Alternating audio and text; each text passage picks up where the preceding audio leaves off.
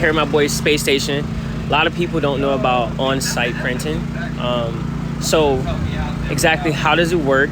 How can somebody kind of achieve this or even hire you and so forth? It's like, what makes on-site printing difficult or what makes it easy? Well, yeah, there's just a lot of challenges because you have to, I always bring an extra screen. So instead of one screen, I bring two screens. Okay. Just because with traveling with screens, they're kind of, you know, slightly delicate. Right. Things could happen. You don't have your studio to make a screen on site. So that's definitely one of the bigger challenges. We've been lucky enough.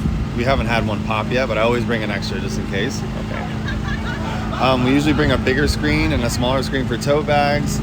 It's really just packing the van, you know, and getting everything to fit in there. Right. And just like bringing like everything that you need, but not too much stuff. We used to bring a lot of like extra stuff, and we're like, you know, you can kind of trim the fat. You don't need like right. So probably just come down to screen, squeegee. Yeah, screen, squeegee, ink. We have this small one color press, and then we have the small dryer. Okay, which I'll show in detail whenever we go. You always need your tables, your pop-up signs. We always try and bring white and black t-shirts, and then like one colored shirt that like kind of goes with the event. Yes, and it's crazy you mentioned that because in my like merch book I was telling you about, I tell people that you can maximize profit through choosing the right color on multiple garments. You go, sure. So that would make more sense, especially in a live situation like this. Yeah, like so today she wanted the gold shirt with purple print, but we're like, we'll definitely bring black and white shirts because you never know what people are gonna want. Right, but the key is you had to pick a color that will work on all of those. That's where people mess up. So I've done a handful of events where I will do a unique color ink and then white ink and black ink. Right. But we've been trying to reduce that because there's a lot of cleanup in between. Yeah, so how would you do a color change though? Do you have to do an actual... On the spot, I have a bucket of water and a sponge. And I'm like, oh, you want like...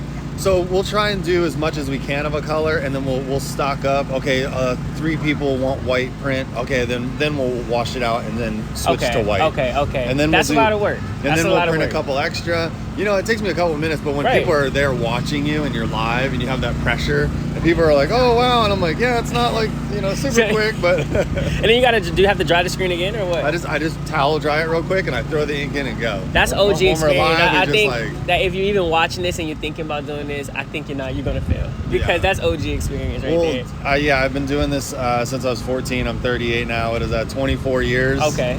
And I was actually making shirts before I learned screen printing in high school. We were doing iron-on t-shirts. So, press. In it for a long time, and I've been screen printing full time since high school. Literally, we were printing for our own brands and our friends' brands, and even in high school. So. And this is Space Station, and we actually met at his art studio that's next to Polymath Studio where we at. Super cool. Yeah, we're down in the Soto district behind the Super Target. Perfect. And like I said, I don't really shout out businesses, but I think bro has excellent knowledge of what and how it can help you in screen printing. That's all I really try to like. And we're actually out here printing water base and discharge, so we're doing like plastisol, even more difficult. Not plastisol. You know, no beef with the plastisol guys, but that's that. And we do that for our business. We're a specialty shop, so we focus on water base. So the pop-ups, it would be ideal to do plastisol, obviously, but I feel like that wouldn't represent who we are. Yeah, so and that's true to your brand. Yeah, you know, so it's like whatever they see here is what they can follow up and get, which is very, very important. Yeah, we don't want people to be confused. Like, oh, I got your shirt at the pop-up, but you do a different ink, and you want to stick to one thing because people get confused. And for the people who don't know, what's really the big difference between plastisol and water-based? Plastisol is a PVC plastic-based ink. Well, actually, let's put it in the terms of the consumer, right? So basically, it's like, why don't you want plastisol versus water-based ink? Plastisol is an ideal ink because it doesn't dry on the screen. It's very easy to use, but it requires a lot of chemicals for cleanup. It off-puts a lot of chemicals into the air once you're using it. So the water-based it feels better on the shirt. It's breathable, so it's not as hot, especially here in Florida.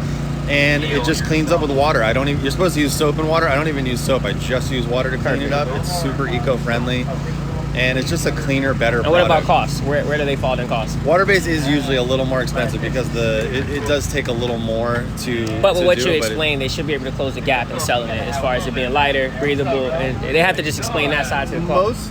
Most people that understand the process, they're looking for water-based. And it's really hard to find water-based. I always say, like, 95% of shops won't even touch water-based. So they're just stuck in the plastisol kind of world. Okay. So luckily we have that kind of niche where people that usually are coming to us are because they saw one of our shirts and they felt it and they were like, that's what we want. So they already kind of know before they even come to us. But we also do classes and educate people. Yeah. So like I said, we'll drop that in the bio or something, and we figure out something. Maybe even I'll film a class for you or some shit. We'll go from there. Yeah, all right. Even like work on some collabs. Right. No, we definitely gonna do this. A lot of experimental stuff. I definitely want to blow that screen. Like I said, whenever you do my toe, I definitely want one. But we're gonna use the big screen, and we'll do it that way. And I'll probably record that too. It'll be super cool. Thank you, brother. Yeah, appreciate it.